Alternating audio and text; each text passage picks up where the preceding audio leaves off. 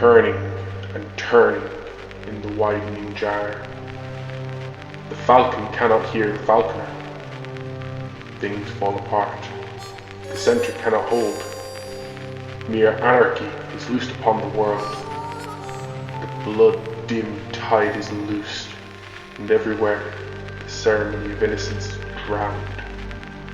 The best lack all conviction, while the worst are full of passionate intensity.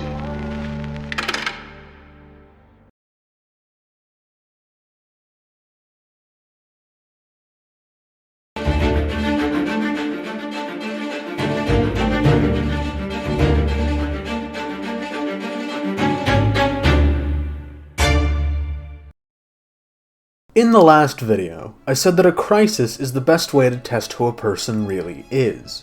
While I still hold by that, it seems this logic also applies to nations and governments.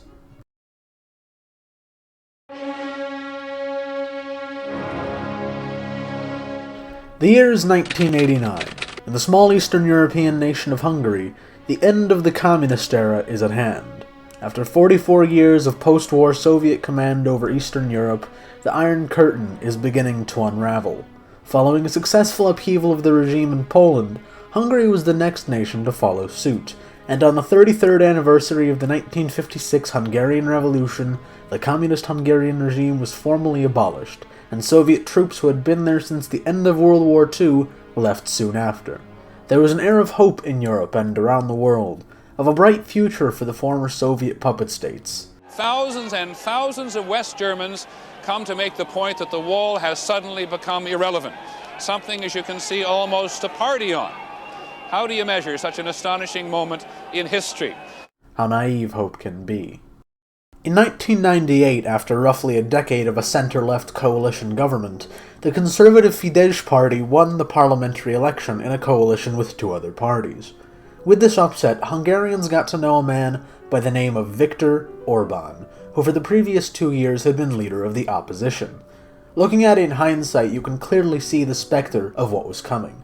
During his first term in office, Orban's government attempted to change the rule of the Hungarian National Assembly that a two-thirds vote was required to pass legislation to that of a simple majority. The Hungarian Constitutional Court ruled this unconstitutional. Orban's government also began to replace the heads of institutions like the Hungarian National Bank and Hungarian Radio with figures more loyal to Orban's government.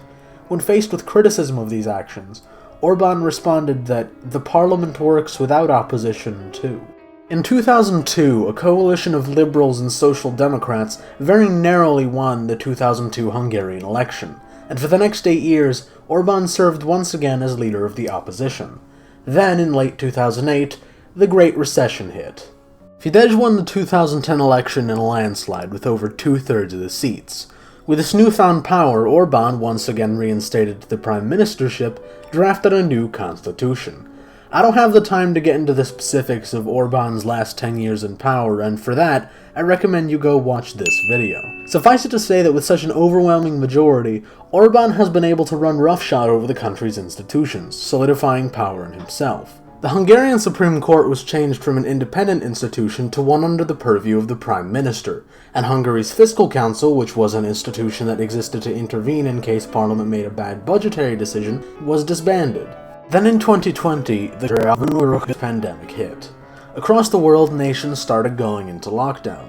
Using the virus as justification, Orban's puppet parliament passed a bill which effectively ended democracy in Hungary, only 31 years since the revolutions of 1989. More specifically, Viktor Orban now can rule by decree. Parliament is suspended, as are all elections.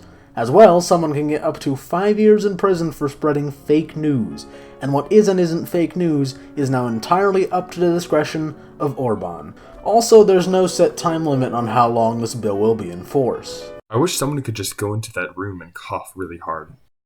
Dude, what the f***? Crises nearly always empower governments. In 1999, apartment bombings in Russia allowed then Prime Minister Vladimir Putin to consolidate power in himself and censor his critics.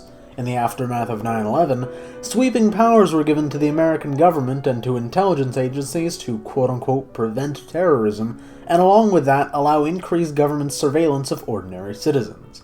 These powers remain in place almost 20 years later. Looking back into history as far back as the fall of the Roman Republic, Augustus used the murder of Julius Caesar as an excuse to effectively abolish the Republic, thus founding the Roman Empire.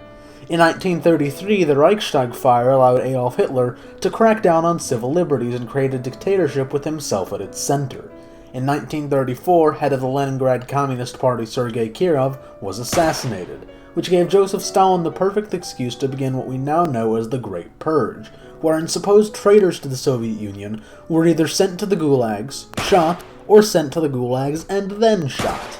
Conversely, in the 1950s, fear of communism spurred by the Cold War allowed Senator Joe McCarthy and the House Un-American Activities Committee to investigate suspected communists, and created Salem witch trial situations where you were told to give up the names of other quote-unquote communists or else be blacklisted, which would make it impossible to get employed.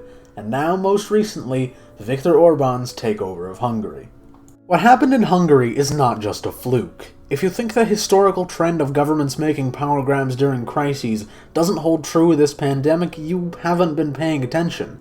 And I can't necessarily blame you for that, because the public being distracted is among the main reasons that crises make for such opportune moments. For example, in Bolivia, elections which were supposed to have taken place this month have been suspended. In Israel, courts have been shut down by the Prime Minister, who just so happens to have been scheduled for a corruption trial. In Singapore and South Korea, intrusive surveillance systems have been established. The Prime Minister of Thailand has cracked down on journalists critical of him, and has assumed the power to censor the press. And if you think Western nations are free from this, think again. In Britain, Parliament has passed a bill allowing them to detain any person indefinitely who is suspected of having coronavirus. In America, the Department of Justice asked Congress for new powers which include the ability to detain people indefinitely without a trial, although the request was thankfully denied. Spain just straight up sent in the military to deal with the outbreak. Across the globe, governments are implementing measures like the ones I just listed, and while taking steps to prevent the spread of a virus is admirable and necessary, a very clear line must be drawn between preventing a virus and allowing autocracy, and that line has been crossed. All governments want to expand, empower, and entrench themselves, and a crisis is the perfect time to do so. Governments can take measures against whatever the crisis is, and use the cover provided by that to quietly vest more power in themselves, entirely irrelevant to the crisis at hand. Then, after the crisis is over, these new powers simply become a part of the status quo, like the previously mentioned post-9/11 laws. Ultimately, it is the job of the people of a nation to keep their government accountable, because no one else will. All authority should be questioned and probed for misconduct, and the effective death of ethical journalism has made this very hard to do, but that's a video for another day. If you want to see it, you should subscribe, leave a like, and join the Discord so you can vote on the next video. Having said all of that, this has been Arkin, thank you for watching, and remember to wash your hands.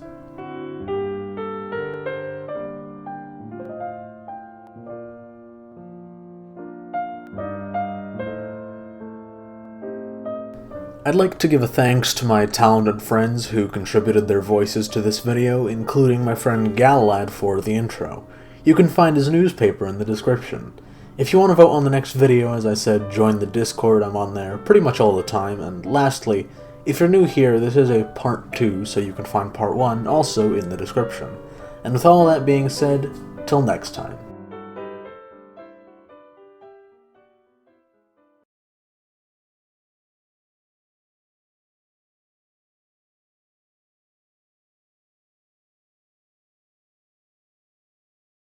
Suffice it to say that... Shit. Suffice it to... I want to shoot myself.